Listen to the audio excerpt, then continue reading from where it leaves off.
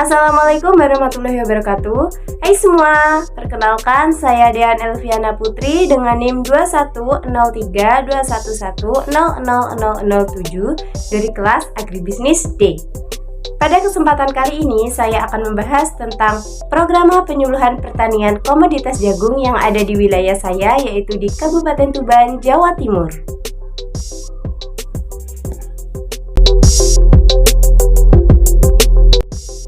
Selanjutnya yaitu pembahasan.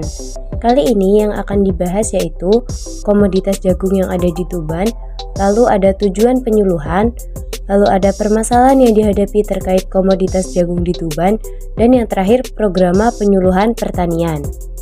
Yang pertama yaitu komoditas jagung yang ada di Tuban. Jagung adalah salah satu komoditas unggulan di bidang pertanian yang terdapat di Kabupaten Tuban. Potensi Kabupaten Tuban di bidang pertanian sangat melimpah, terutama komoditas pangan seperti padi dan jagung. Area tanam jagung di Tuban tersebar di seluruh kecamatan. Akan tetapi, beberapa kecamatan memiliki potensi tanaman jagung terbesar, di antaranya Kecamatan Montong dengan luas 16.626 hektar, Kecamatan Kerek dengan luas 17.079 hektar, Kecamatan Grabagan dengan luas 10.580 hektar, dan Kecamatan Semanding dengan luas 10.502 hektar. Produksi jagung yang ada di Tuban mencapai 606.163 ton dan produktivitas sebesar 5,4 ton per hektar.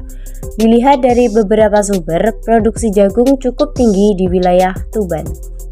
Permasalahan yang dihadapi terkait komoditas jagung yaitu mengenai benih jagung, di mana masih banyak petani yang minim informasi terkait benih unggulan jagung yang digunakan. Yang kedua adalah teknologi atau alat dan mesin pertanian yang digunakan oleh petani dapat dikatakan masih terbatas. Adapun beberapa tujuan dari penyuluhan pertanian yaitu: yang pertama, informasi mengenai benih jagung.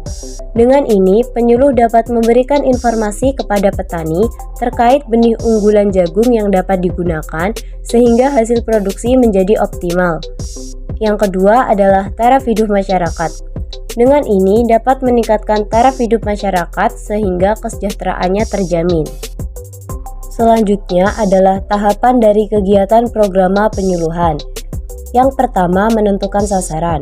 Sasaran penyuluhan merupakan pihak yang memiliki hak untuk memperoleh manfaat dari suatu penyuluhan yang meliputi sasaran utama dan sasaran antara.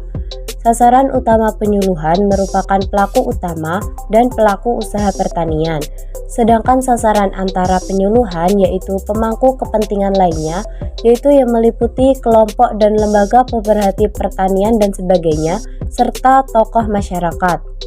Lalu sasaran dari penyuluhan pertanian ini yaitu seluruh anggota kelompok tani yang ada di Tuban. Selanjutnya adalah menentukan materi dari penyuluhan. Penentuan materi penyuluhan dilakukan berdasarkan karakteristik dari sasaran penyuluhan serta hasil dari kajian yang telah dilakukan sebelumnya untuk melihat dan mengetahui kemampuan anggota kelompok tani. Materi yang disampaikan dalam kegiatan penyuluhan pertanian terkait benih unggulan dari komoditas jagung.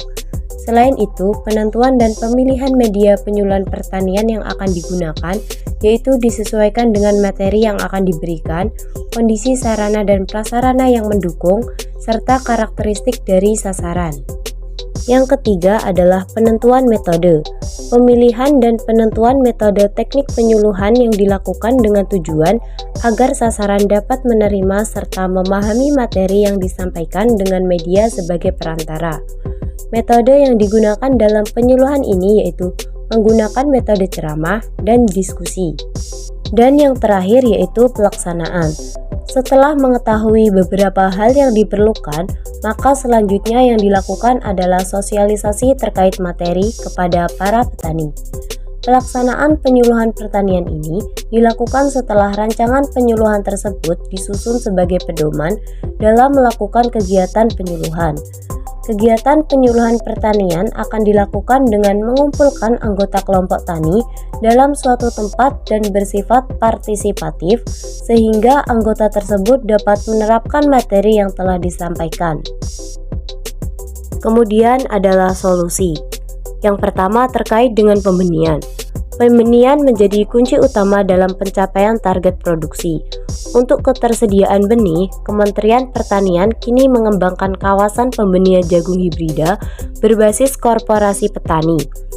Melalui program ini, petani penangkar diberdayakan, lalu diberikan akses ilmu pengetahuan dan teknologi budidaya jagung hibrida, pendanaan, serta jaminan okupasi oleh mitra sehingga terbentuk kelembagaan korporasi.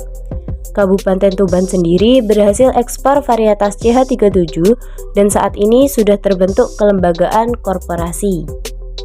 Yang kedua, solusi mengenai penguasaan teknologi atau alat dan mesin pertanian yang masih terbatas. Pengelolaan alsintan secara perseorangan tidak akan efisien, sehingga pengelolaan dan pemberdayaan alsintan lebih baik melalui usaha pelayanan jasa alsintan atau UPJA. Layanan jasa alsintan dapat berupa sewa alsintan, jasa olah tanah, jasa tanam, jasa panen, dan jasa simpan pinjam. UPJA sendiri sebagai lembaga ekonomi pedesaan yang bergerak di bidang pelayanan jasa.